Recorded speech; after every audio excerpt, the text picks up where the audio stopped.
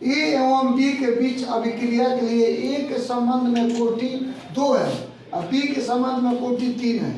ए और बी दोनों की सांद्रता 2 गुनी कर दिया है तो वेग कितने गुना बढ़ जाएगा। तो वेग यह ऑप्शन है नीट 2013 का यह क्वेश्चन है। तो यहाँ जो आपको दिख रहा है वेग जो होता है बराबर के और जो अभिक्रिया है ए और बी, ए लिखेंगे ए की सांद्रता और बी की सांद्रता। यह हो गया वेग ए एवं बी के बीच अभिक्रिया के लिए ए के संबंध कोटि कितना है 2 है, अर्थात ए की सांद्रता को पावर 2 लिखेंगे। अब बी के संबंध में कोटि 3 है तो बी की सांद्रता पर कोटि 3 लिखेंगे। यह आपको इसको ऐसे लिख सकते हैं V1 = K, ए की सांद्रता घात 2 बी की सांद्रता घात 3, समीकरण नंबर 1।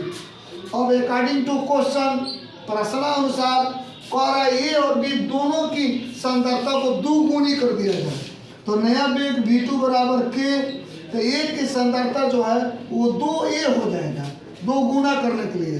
अब बी की भी सांद्रता 2b हो जाएगा पर पावर 3, तो V2 = K।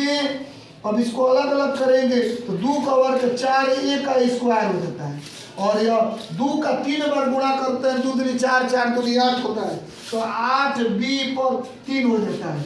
फिर इसको आप V2 = K और 4 बाहर ला दीजिएगा तो सिर्फ a की सांद्रता घात 2 लिखना पड़ेगा और 8 बाहर ला दीजिएगा तो b की सांद्रता घात 3 लिखना पड़ेगा।